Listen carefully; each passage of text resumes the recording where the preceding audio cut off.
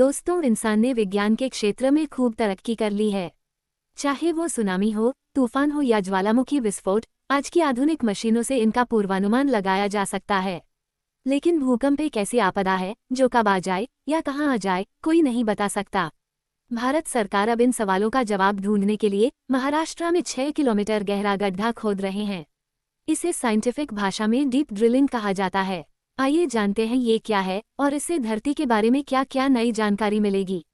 दोस्तों, आपको बता दें कि महाराष्ट्र के कराड़ में स्थित बोरहोल जियोफिजिक्स रिसर्च लेबोरेटरी राज्य के कोयना वारणा क्षेत्र में डीप ड्रिलिंग का काम कर रही है। यह इस तरह का भारत का एकमात्र मिशन है। मिनिस्ट्री ऑफ अर्थ साइंस की देखरेख में इसका संचालन हो रहा है। आइए तो जानते हैं कि डीप ड्रिलिंग क्या होती है। दोस्तों, डीप ड्रिलिंग का मतलब पृथ्वी की परत यानी क्रस्ट के गहरे हिस्सों का विश्लेषण करने के लिए रणनीतिक रूप से बोरहोल खोदना है। भूकंपों का अध्ययन सतह के स्तर से नहीं किया जा सकता।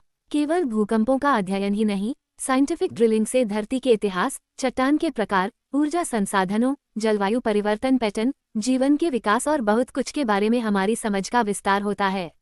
ऐसे प्रोजेक्ट किसी क्षेत्र के भूकंप व्यवहार की निगरानी कर सकते हैं। अब आपके मन में एक सवाल जरूर आ रहा होगा कि इस प्रोजेक्ट के लिए कोयना को ही क्यों चुना गया है। दोस्तों, आपको बता दें कि भारत के पश्चिमी तट के करीब स्थित कोयना क्षेत्र रिजर्वायर ट्रिगर सिस्मिसिटी का सबसे उत्तम उदाहरण है। ये धरती की वो कंपन है जो जलाशय के भार के कारण होती हैं। इस क्षेत्र में अब तक का सबसे बड़ा रिजर्वायर ट्रिगर भूकंप दिसंबर 1967 में आया था। साल 1962 में शिवाजी सागर झील या कोयना बांध के बंद हो जाने के बाद से इस क्षेत्र में लगातार छोटे मोटे भूकंप आते रहे हैं। ज्यादातर भूकंप करीब 7 किलोमीटर की गहराई पर मापे गए हैं। इस जगह से 50 किलोमीटर के दायरे में भूकंपीय गतिविधि नहीं होती है।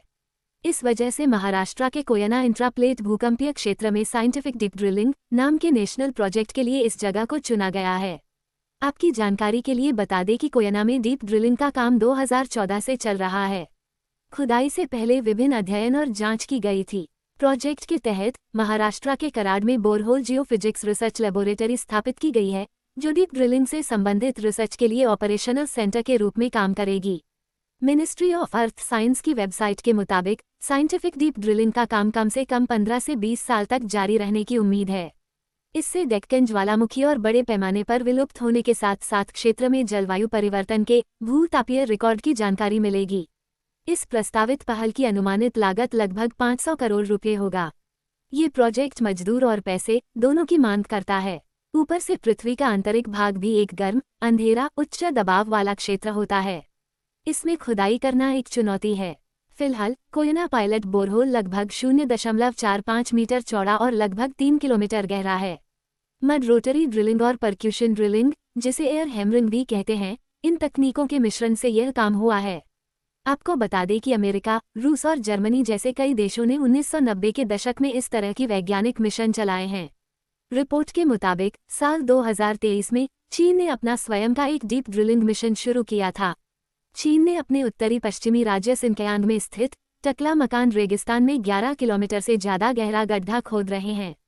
चीन की सरकारी समाचार एजेंसी शिन्हुआ की एक रिपोर्ट के अनुसार यह गहरा गड्ढा धरती की प्राचीनतम क्रेटासियस दौर की तह तक पहुंचेगा। क्रेटासियस एक भूगर्भीय काल माना जाता है जो 145 से 66 मिलियन वर्ष के बीच की बात है। फिलहाल इस योजना को 457 दिन में पूरी होने की उम्मीद जताई जा रही है। जानकारी अच्छी लगी हो तो वीडियो को लाइक और शेयर करना ना भूलें। साथ ही हमारे चैनल को भी सब्सक्राइब करें ताकि आप लोगों को इस तरह की वीडियो मिलती रहे।